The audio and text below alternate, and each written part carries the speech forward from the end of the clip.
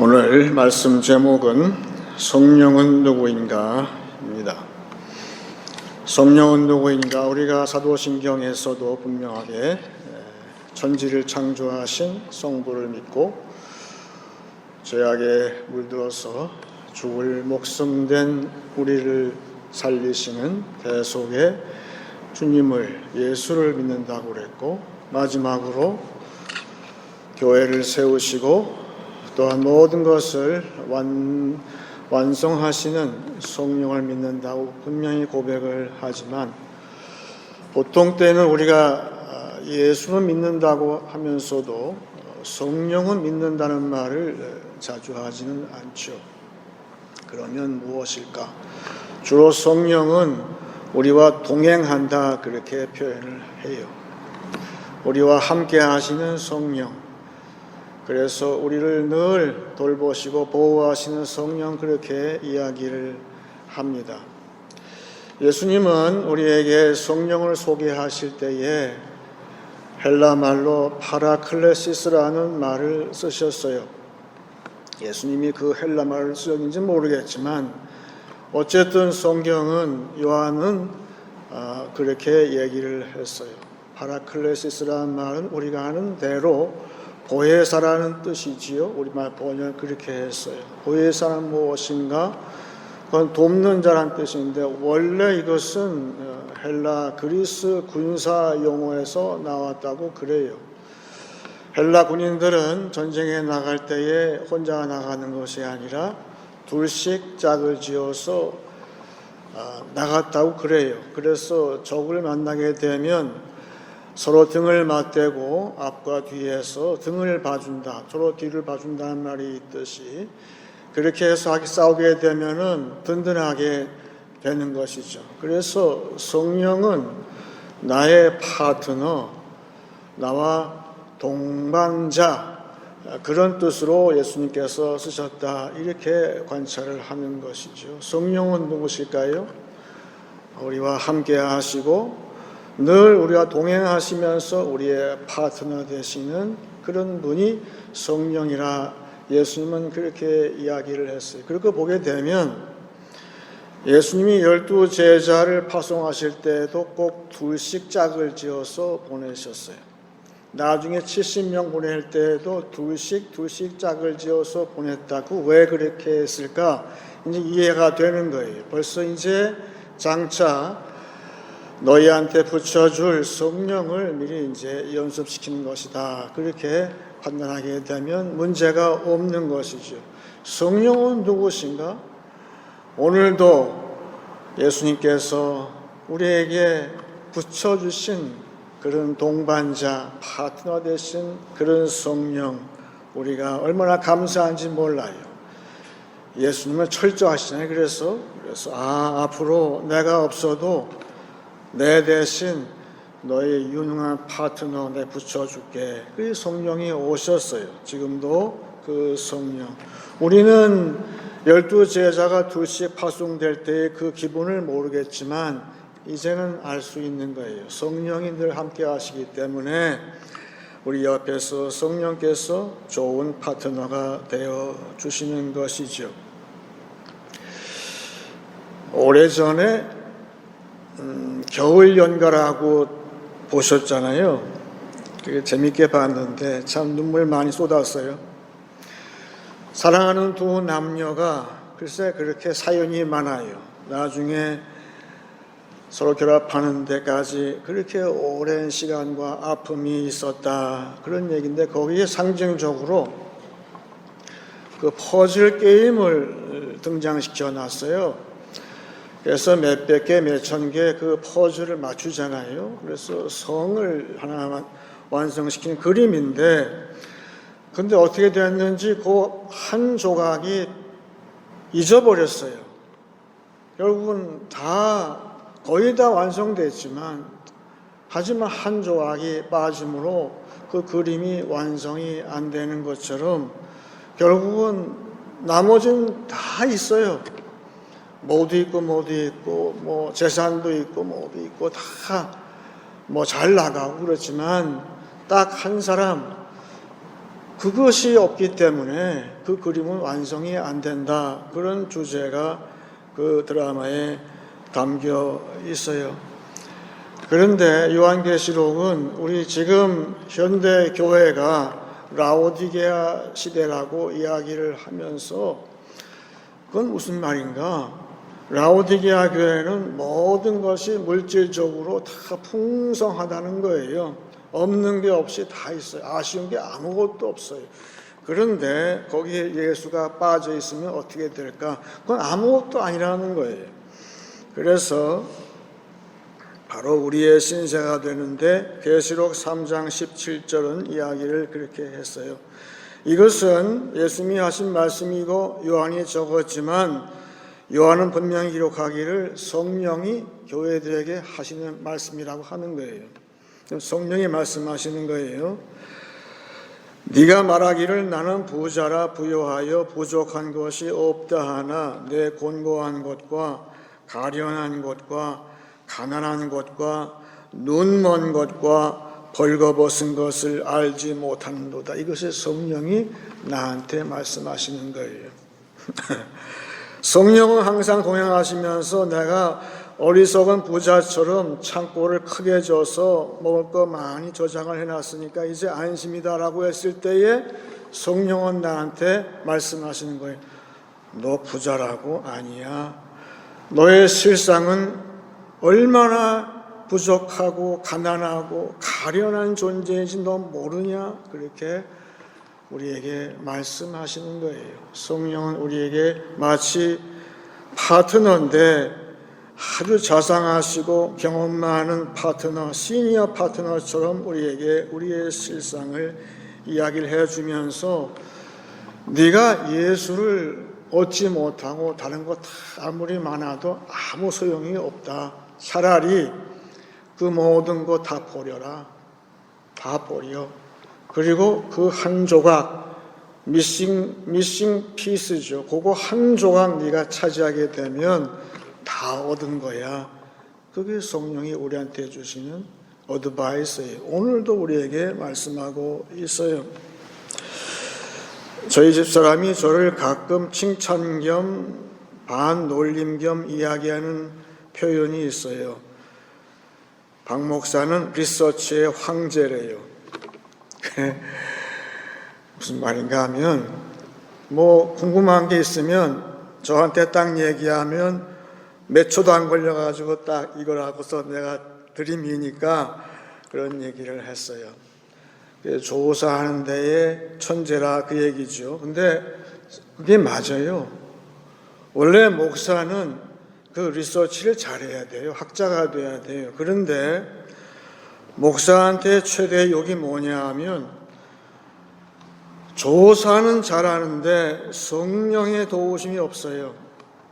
리서치의 황제인데 그런데 성령이 없는 그런 리서치의 황제는 빈 껍데기, 아무 소용이 없어요. 오늘 본문 말씀 마가복음 12장 35절 37절 짧은 본문인데 여기서 예수님께서 두 가지 종류의 리서치를 조사를 말씀하시면서 그 당시에 유능한 서기관들 이야기를 했어요.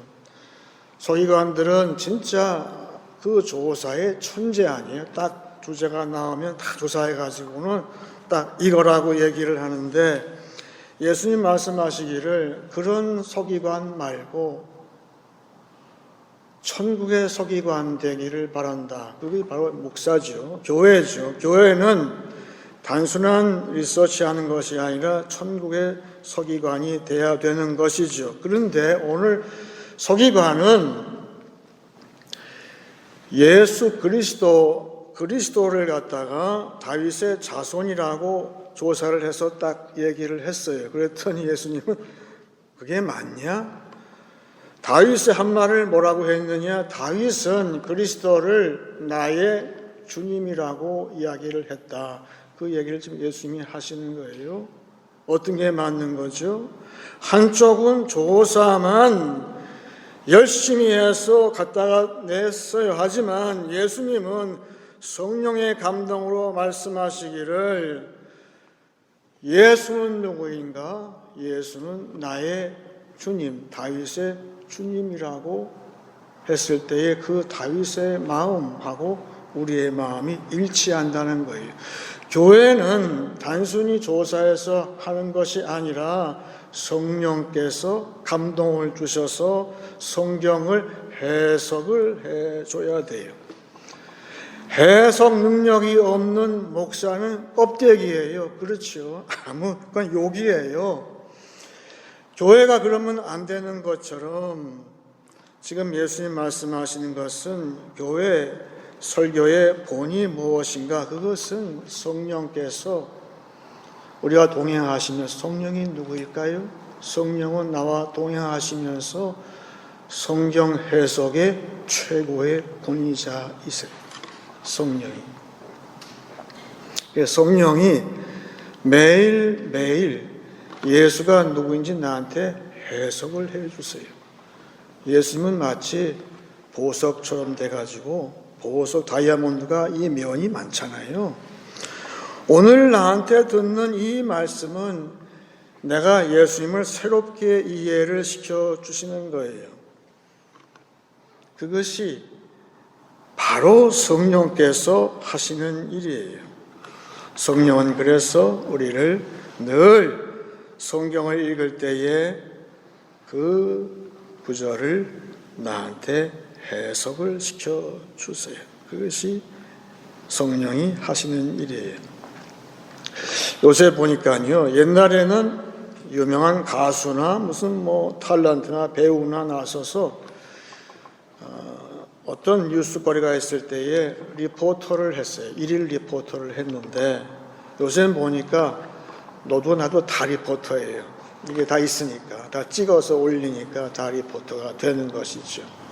그런데 가만 보게 되면, 그거 올려놓은 거 보게 되면 전부 다 그 눈에 깜짝 놀랄 그런 것만 올려놓더라고요.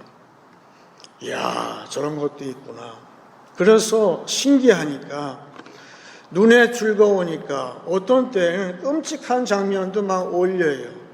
그러면서 리포터 보도하는 것은 세상이 지금 이렇습니다. 즐거운 것도 있지만 한편으로는 내 마음에 놀라는, 깜짝 놀라는, 또 자극을 주는 그런 보도를 할 때가 너무나 많아 보여요.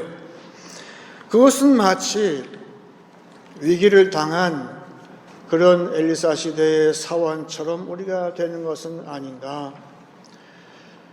이야기는 하는데 눈에 보는 건 맞잖아요. 큰일 났죠. 큰일 났어요. 그런데 열왕기하 6장 14절서부터 제가 읽을 때 이것이 바로 우리가 이 현실을 리포트를 하는 데 있어서 우리 자신이 이렇게 되면 어떻게 될까, 그런 생각을 해보게 됩니다. 이 배경이 쭉 나오죠. 그 적들이 몰래 그 성을 쳐들어와서 큰일 났죠. 왕이 이에 말과 병과 많은 군사를 보내매 그들이 밤에 가서 그 성읍을 에워쌌더라. 하나님의 사람의 사원이 일찍이 일어나서 나가보니 군사와 말과 병거가 성읍을 에워쌌는지라. 그의 사원이 엘리사에게 말하되, 내 주여, 우리가 어찌하리까 하니 대답하되, 두려워하지 말라. 우리와 함께한 자가 그들과 함께한 자보다 많으니라 하고 기도하여 이르되, 여호와여, 원하건대 그의 눈을 열어서 보게 하옵소서 하니 여호와께서 그 청년의 눈을 여시매 그가 보니 불말과 불병거가 산에 가득하여 엘리사를 둘렀더라. 처음에 이 종은 내 주여, 왜 그랬을까요? 이젠 죽었다, 그 얘기 아니에요. 우리가 세상의 현실을 그걸 보도할 때, 다른 사람한테 이야기할 때, 교회마저도 이렇게 보도하게 되면 어떻게 하면 좋아요? 큰일 났어요. 우린 다 죽었네요. 이렇게 보도할 때에 기도의 사람 엘리사는 어떻게 조언을 했을까요? 기도해라. 우리 같이 기도하자. 그랬더니 실상이 보여요. 실상은 뭘까요? 하나님이 저들을 뺑 둘러서 보호를 해 주시는 것이 실제 모습이에요. 지금도 어떤 것이 실제 모습일까요? 오늘 예수님께서 본문 말씀 가운데에서 하나님이 지금 하시는 일 뭐라고 말씀하신 들어보겠습니다. 36절이에요. 다윗이 성령에 감동되어 친히 말하되 주께서 내 주께 이르시되 내가 네 원수를 내 발 아래에 둘 때까지 내 우편에 앉았으라 하셨도다 하였느니라. 아까 다윗은 성령에 감동해서 예수님을 나의 주라고 고백을 했어요. 우리의 문제는 주님 앞에 나의 소유격 나죠. 그냥 아무나의 주가 아니에요. 성령은 나한테 감동을 주시고 성경을 이해해 주시고 오늘 말씀을 나한테 이해해 주시는데 그것은 나의 주님, my Lord라고 다윗이 고백할 때 그 마음하고 똑같이 내 마음을 만드신다는 거예요. 그게 중요한 거예요. 그것이 오늘 예수님을 내가 새롭게 안다는 것이 내 주라는 뜻이에요. 그런데 하나님께서 지금 뭘 하십니까? 모든 원수가 뺑 둘러쌌어요. 모든 악조건이 우리나라를 지금 뺑 둘러쌌어요. 우리는 죽었다고 어떻게 하면 좋아요. 다 죽게 생겼습니다. 이제 큰일 났습니다. 그렇게 나는 보도를 하지만 성령께서 나한테 아무개야 그러지 말고 나와 함께 기도하자. 기도하게 되면 실상을 알게 되는데 그것은 뭐냐? 그것은 너 주변을 하나님께서 뺑 둘러시고 지금 하나님은 뭘 하십니까? 주님의 발 아래 원수들을 그 발 아래 굴복시키시고 있는 중이라고 지금 예수님께서 말씀하고 있어요. 이게 실상이에요. 눈에 보이는 게 실상이 절대 아니에요. 기도하시면 되는 거예요. 성령은 지금 동행하시면서 우리 보고 기도하래요. 우리의 파트너 성령께서 아니야, 떨지 마라, 기도해라. 그러면 처음에는 죽었다 그러던 내가 그 다음에는 감탄사가 바뀌죠. 이야 살았다 이렇게 되죠. 바뀌는 거예요. 기도하면 그렇게 되는 거예요. 우리의 성령은 누구실까요? 우리에게 늘 기도를 하라고 격려하고 계시는 분이에요. 얼마나 감사한지 몰라요.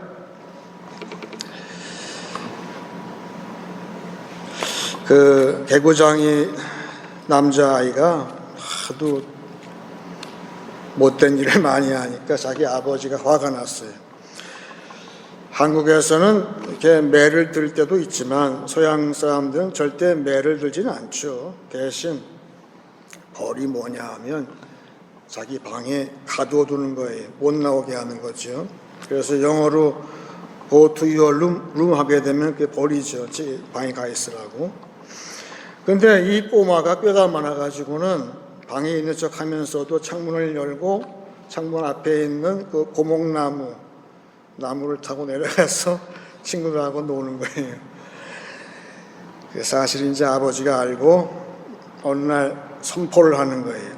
저 나무 저 열매도 열리지 않고 잘라버려야 되겠어. 그랬더니 큰일 났어요. 이 꼬마가 친구들하고 작당을 해서 그날 사과 한 광주리를 사가지고 밤새 그거를 나무에다 붙여놨어요. 달아놨어요. 그 다음날 아침에 그 아버지가 보고 나서 이야 저거 내 눈을 믿을 수가 없네. 어떻게 밤새에 다 죽은 나무에서 열매가 주렁주렁 열렸지. 근데 더 내가 이해할 수 없는 것은 저거는 사과나무가 아니라 배나무거든. 여러분, 예수님께서 분명히 말씀하신 성령은 진리의 영이라고 하셨어요. 성령은 거짓을 몰라요. 성령은 가짜가 없어요. 조작을 몰라요. 성령은. 그래서 성령이 하신 성령의 열매, 사랑하는 그것은, 사랑은 성령의 감동으로 하는 나의 사랑의 봉사는 가짜가 없어요.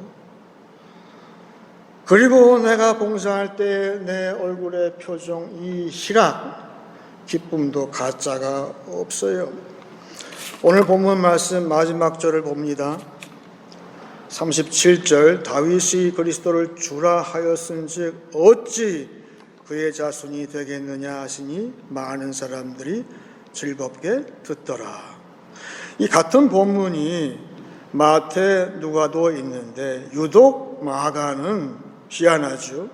젊은 어린 마가는 이 말씀을 듣고 성령의 감동으로 예수님께서 말씀하실 때에 다윗의 이야기를 해주시고 예수를 누구인지 알게 하시는 그 성령의 감동으로 예수님께서 전했을 때에 그 말씀을 들은 사람까지도 성령의 감동이 전달됨으로, 임하심으로 그 사람들의 마음이 즐겁게 되었다 이야기를 했어요. 마치 2000년 전에 마가가 이 셀카를 들고 스냅샷을 딱 찍은 것처럼 보여요. 제 눈에는. 이해가 되시죠? 교회의 메시지가 예수님을 성령의 감동으로 정확하게 전달했을 때에 그 사람들의 표정이 이렇다는 거예요. 마음이 즐거웠다. 성령의 감동으로. 이 말씀을 사도 바울은 데살로니가 전서 5장 16절 이하에 정확하게 자세하게 또한 성령의 감동으로 풀어서 이야기를 해줬어요. 그건 뭐냐 하면 성령과 동행하는 나와 파트너된 나의 시니어 파트너하고 동행하는 성도의 모습이 어떤가를 정리를 했어요. 항상 기뻐하라, 쉬지 말고 기도하라, 범사에 감사하라. 이것이 그리스도 예수 안에서 너희를 향하신 하나님의 뜻이니라. 그 다음이 더 중요해요. 성령을 소멸하지 말며 그랬어요. 그 뜻은 뭘까요? 성령과 함께하기 위해서는 너희는 항상 기뻐하라. 그리고 쉬지 말고 기도해. 그리고 범사에 감사해. 그러면 성령과 동행할 수 있다. 그 반대는 뭐가 될까요? 여러분, 성령을 소멸하고 싶으세요? 성령하고 헤어지고 싶으세요? 비결이 나와요. 반대로 하면 돼요. 기뻐하지 마세요. 기도하지 마세요. 감사하지 마세요. 그러면 그게 첩기형이에요. 성령과 나의 파트너 성령과 동행하지 않는 방법이 그렇게 되는 거예요. 그것이 사도 바울이 이야기를 했어요. 저도 처음엔 이해가 안 됐지만 왜 그 다음에 성령을 이야기했을까? 오랜 경험을 성령과 동행했던 사도 바울의 경험담을 적어놓은 것이 아니었을까? 나도 항상 기뻐하고 성령의 권면대로 기도하고 그래서 실상을 알고 그리고 항상 범사에 감사해야 되겠다. 그런 생각을 하게 되었습니다. 오늘 말씀을 제가 이제 정리하겠습니다. 성령은 나의 신앙의 파트너이십니다. 성령은 예수가 빠진 삶의 빈곤함과 초라함을 일깨워주는 나의 시니어 파트너이십니다. 성령은 나와 동행하시면서 예수가 누구인지 알게 해주는 성경 해석의 최고 권위자이십니다. 성령은 우리로 하여금 실상과 실제를 보도록 기도하라고 독려하는 신령한 파트너이십니다. 항상 기뻐하고 쉬지 말고 기도하고 범사에 감사함으로 한 주간 성령과 동행하시길 축원합니다. 이제 찬송 189장 하겠습니다.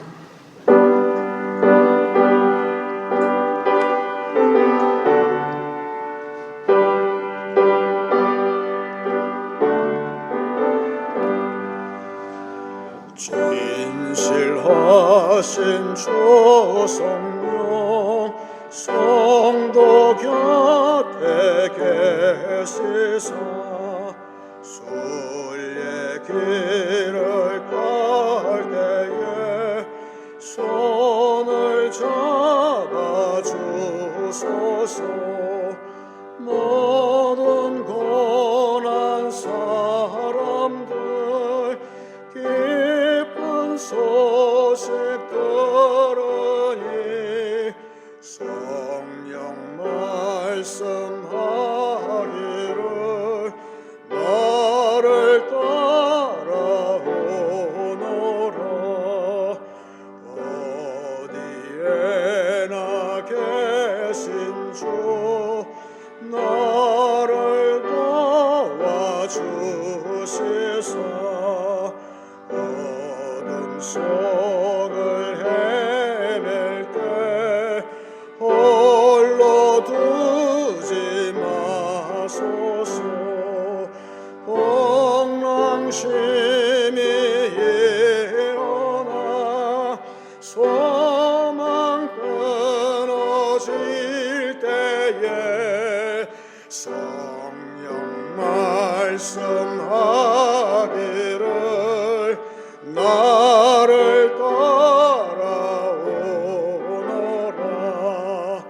모든 수고 끝나고 편히 쉬길 원할 때 하늘나라 밖에는 참된 위로 없도다. 저만 의지하고서 요단강을 건널 때 성령 말씀하기를 나를 따라오너라.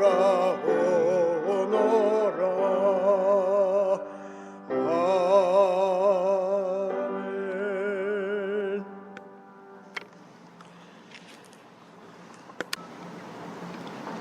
이제 기도할 때에 제가 먼저 요한복음 14장을 읽고 기도하기 원합니다. 내가 아버지께 구하겠으니 그가 또 다른 보혜사를 너희에게 주사 영원토록 너희와 함께 있게 하리니 그는 진리의 영이라. 세상은 능히 그를 받지 못하나니 이는 그를 보지도 못하고 알지도 못함이라. 그러나 너희는 그를 아나니 그는 너희와 함께 거하심이요 또 너희 속에 계시겠음이라. 내가 너희를 고아와 같이 버려두지 아니하고 너희에게로 오리라. 다 같이 기도하겠습니다.